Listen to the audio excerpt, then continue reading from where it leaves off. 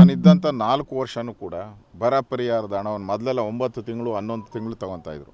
ನಾನು ಬಂದಾಗ 1 ತಿಂಗಳು 2 ತಿಂಗಳಲ್ಲಿ ಎಲ್ಲ ಹಣವನ್ನು ಕೊಟ್ಟಿದ್ದೀನಿ. ನಾನು ಸರ್ಕಾರಕ್ಕೂ ಅದೇ ಆಗ್ರಹ ಮಾಡ್ತಾಯಿದ್ದೀನಿ.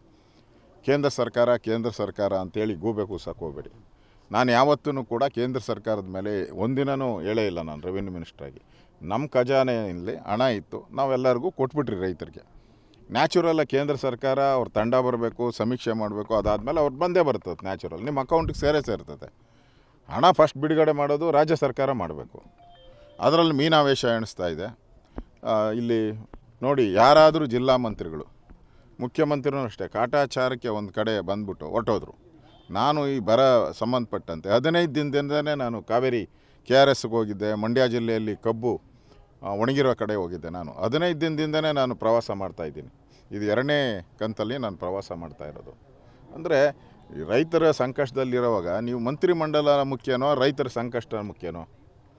ನೀವು ಮಂತ್ರಿ ಮಾಡೋದು ಒಂದು 4 ದಿನ ನಿಧಾನ ಆದರೂ ಸರಿ, ಈ ರೈತರ ಸಂಕಷ್ಟಕ್ಕೆ ಸ್ಪಂದನೆ ಮಾಡಬೇಕಾಯಿತು. ಆದರೆ ನೀವು ಅದನ್ನು ಬಿಟ್ಬಿಟ್ಟು ನಿಮ್ಮ ಅಧಿಕಾರದ ಲಾಲಾಸೆಗೋಸ್ಕರ, ಅಧಿಕಾರ ಕಬಳಿಕೆ ಮಾಡೋಕ್ಕೋಸ್ಕರ, ಲೂಟಿ ಹೊಡೆಯೋದಕ್ಕೋಸ್ಕರ ಇವತ್ತು ರೈತರ ಕಡೆ ನೋಡ್ತಾನೇ ಇಲ್ಲ, ಪ್ರವಾಸ ಮಾಡ್ತಾ ಇಲ್ಲ. ಮಾತೆತ್ತರೆ ದಿನನಿತ್ಯ ದೆಹಲಿ. ಇದುವರೆಗೂ ಮುಖ್ಯಮಂತ್ರಿಗಳು 3 ಬಾರಿ ದೆಹಲಿ ಯಾತ್ರೆ ಆಯಿತು. ಅಲ್ಲೋಗಿ ಕಾಕ್ರೋಚ್ ಪಾರ್ಟಿ ಜೊತೆ ಬೆಳಗ್ಗೆಯಿಂದ ಸಂಜೆವರೆಗೂ ಕೂತ್ಕೊಂಡು ಪ್ರತಿಭಟನೆ ಮಾಡೋಕ್ಕಾಗ್ತದೆ.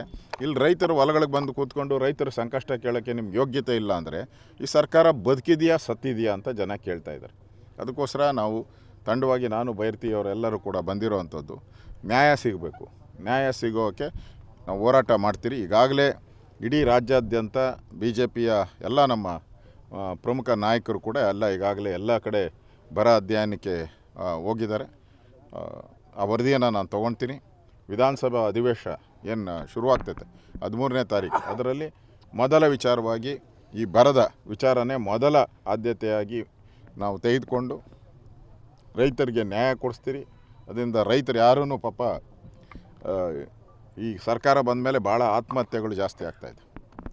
ಸುಮಾರು 3,000ಕ್ಕೂ ಹೆಚ್ಚು, ಈ ಸರ್ಕಾರ ಬಂದ ಮೇಲೆ 3,000ಕ್ಕೂ ಹೆಚ್ಚು ಆತ್ಮಹತ್ಯೆಗಳಾಗ್ತಾಯಿದೆ. ಅದಕ್ಕೆ ರೈತರು ಯಾರೂ ಕೂಡ ಕಂಗೆಡೋದು ಬೇಡ. ನಿಮ್ಮ ಜೊತೆ ನಾವಿದ್ದೀರಿ. ಸರ್ಕಾರದಿಂದ ಏನೇನು ಬರಬೇಕೋ ಅದೆಲ್ಲ ಹಣವನ್ನು ನಾವು ಕೊಡಿಸ್ತೀರಿ. ವಿಧಾನಸಭೆಯಲ್ಲೂ ಕೂಡ ಇದನ್ನು ಧ್ವನಿ ಎತ್ತಿ ಸರ್ಕಾರಕ್ಕೆ ಕಿವಿ ಹಿಂಡಿ ಬೇಗ ಹಣ ಬಿಡುಗಡೆ ಮಾಡುವಂಥದ್ದಕ್ಕೆ ಕ್ರಮಗಳನ್ನು ಕೊಡ್ತೀವಿ. ನ್ಯೂಸ್ ಅಲರ್ಟ್, ನಿಮ್ಮಿಂದ ನಿಮಗಾಗಿ.